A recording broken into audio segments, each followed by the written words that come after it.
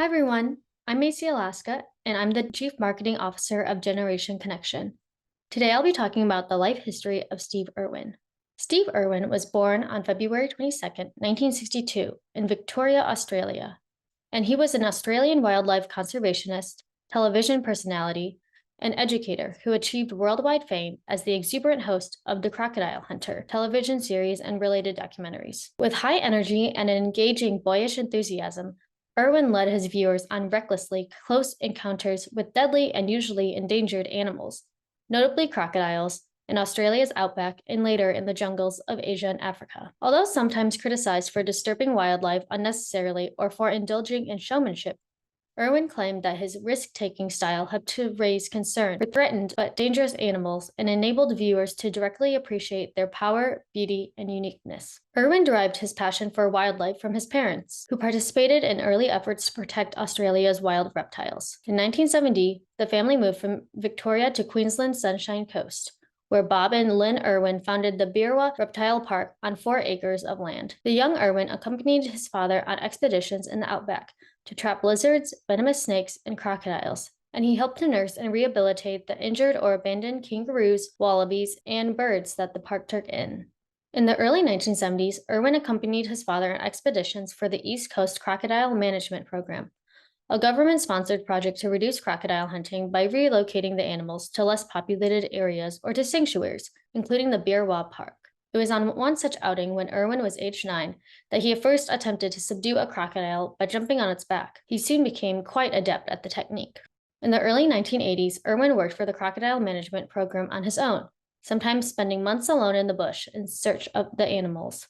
Skilled at capturing the largest and most dangerous crocodiles, he eventually acquired a reputation as Australia's top croc catcher. Irwin recorded some of his exploits on tape using a video camera mounted on a tripod. Hired as a consultant for a TV commercial, he showed some of the tapes to a producer at Australia's Channel 10 network, who immediately suggested turning them into a documentary. The result was a 10-hour program, The Crocodile Hunter, which first aired in Australia in 1992. Its immediate success led to additional documentaries and eventually to a regular series, which featured Irwin in new adventures both inside and outside Australia. In 1996, the program was picked up by the Discovery Channel network in the United States.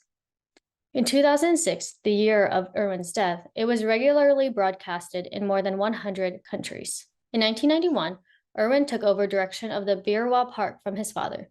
During one of his croc feeding demonstrations at the park, he met Terry Raines, an American businesswoman and conservationist. The couple married in 1992. Terry Irwin soon became the manager of her husband's business and conservation projects, also participating directly in the filming of The Crocodile Hunter and later documentaries and series.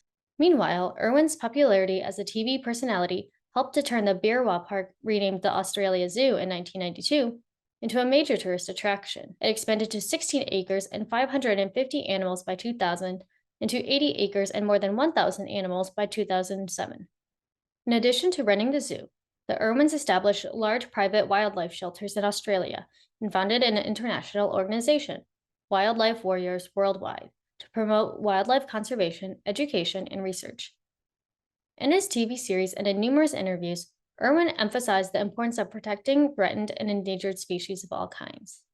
Asked about the infectious excitement of his crocodile hunter adventures, he said, "I believe that education is all about being excited about something.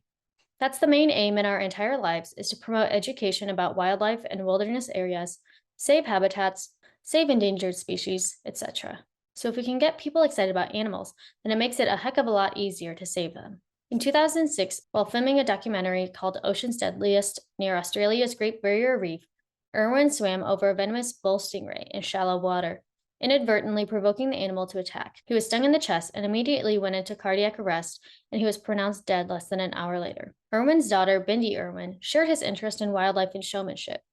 As a child, she headed her own wildlife show, Bindi the Jungle Girl, and she also acted in several movies. In addition, she later starred with her mother and her brother, Robert, in the wildlife adventure series Crikey, It's the Irwins.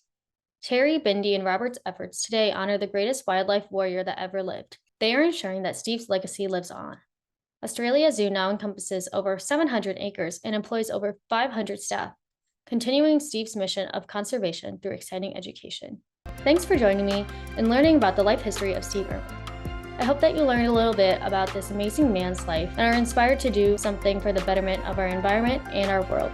Don't forget to like and subscribe and leave a comment about what you want to learn about next.